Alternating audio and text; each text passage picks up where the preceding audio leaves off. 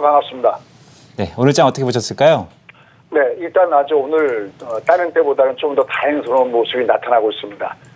지난 10월 달에 주가가 2,900선대에서 바닥점을 찍은 다음에 제법 올라갈 때와 아주 비슷한 그런 모습을 보여주고 있는데 한번 살펴보도록 하겠습니다. 일단 첫 번째는 오늘 그 미국 시장에서도 나타났던 현상이지만 전체적으로 오늘 반동을 줬을 때 반지주가 굉장히 강했습니다.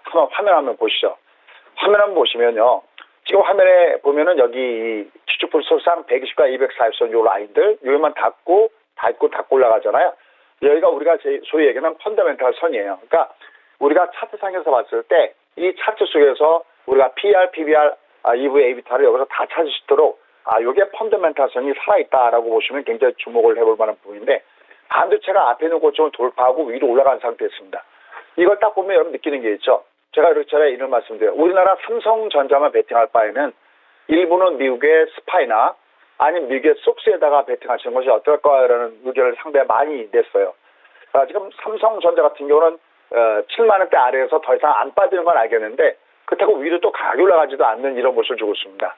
이미 우리나라 주가가 상대적으로 약한 것은 현재 미국과 우리의 산업 구조에 큰 차이점이 있다는 말씀드렸어요. 우리는 제조업이 차지하는 비중이 너무나 크기 때문에 현재 OECD의 선행지표가 꺾인 상태에서 올라가도 한계가 있는데 미국은 아시다시피 제조업의 비중은 10%도 안 되는 나라고 오히려 서비스 비중이 굉장히 높다는 말씀드렸어요. 근데 또 하나는 우리는 삼성전자 어떻게 보면은 한쪽 메모리 쪽 분야가 비중이 큰 삼성전자 한쪽이라면 얘들은 지금 그게 아니라 비메모리 쪽 부분 이 또 메모리 쪽보다는 이쪽이 굉장히 강한 이런 쪽의 주가 흐름이고 글로벌 반도체 업체를 많이 갖고 있습니다.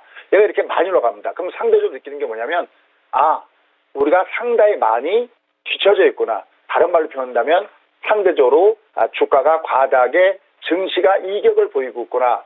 지난 우리가 토요일날 국고주들 말씀드렸듯이 그럼 얘들이라도 올라가주는 게 좋다. 근데 오늘 보시면 상대적으로 미국의 주가 패턴이 조금씩은 다우는 디즈니 때문에 좀 빠졌어도요.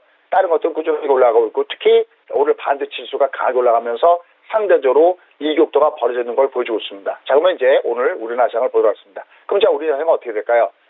자, 일단 우리가 이렇게 들어갈 수가 있습니다. 결국 얘들은 제가 예전에 갈릴레오 얘기하면서 그래도 지구는 돈다라는 말씀드렸고 일부 정치 얘기도 이렇게 말씀드린 적이 있습니다. 얘는 결국은 엠파도에 와야 됩니다. 결국은 떠야 되는데 얘는 사실은 제가 개인적으로 그 주가 흐름을 보면 여기 있는 게 부담스러운 게 아니라 이게 얘가 앞으로 올라간 다음에 어떻게 될 것인가가 굉장히 우리가 주목해서 할 부분은 진검승부는 거기 있습니다. 어쨌든 예고 드렸던데 이제 240선 아래 60이 깨져 내가 있지 않습니까? 그럼 얘는 계속해서 밑에서 반동을 시도할 텐데 파동이 20선 기준으로 보면은 5개 파동. 하나, 둘, 셋, 넷, 5개. 그래서 얘가 하나, 둘, 셋, 넷. 얘가 내려가 또 5개 파동인데 드디어 얘가 오늘 5일평선으로 올라탔습니다. 그럼 이거 뭐랑 똑같은 거냐면 요게 그림과 똑같은 모양을 주는지를 주목해 보셔야 됩니다. 다시 말씀해서 얘가 지금 캔들이 외바닥 꽂혔는데 올라갔다가 어디가 또 한번 다시 두개 맞을 겁니다. 하지만 그 이후에 여기처럼 캔들이 쌍저점의 모습을 보여주면 드디어 얘는 보다 본격적인 M파동을 시작한다라는 것이고요. 그런데 이 그림을 볼 때마다 제가 항상 이렇게 보여드린 그림이 있었죠. 바로 비트코인 그림이죠. 점점 얘가 비트코인 그림처럼 이 20과 60이 역별되는 것을 조금씩은 역별을 다져간다면 우리도 그동안에 우리 국내 주식을 투자했던 투자자분들이 그래도 좀이라도 숨통을 틀 수 있는 그런 부분이 있지 않나라는 생각을 해보고 있고요. 이러한 가운데서 역시 상대적으로 코스피 쪽보다는 코스닥 쪽이 좀 더 강합니다. 이거는 현재 주가 패턴에서 여기 보시면 얘는 월초 양봉 구간에 있고요. 이쪽 보시면 아직 월초 음봉 구간에 있죠. 특히 상대 강도가 어디 있냐면 코스닥 시장이 좀 더 강하게 움직이면서 재료주 중심. 그래서 결론적으로 보시면 이제는 우리가 너무 미국 대비 많이 빠져 있다.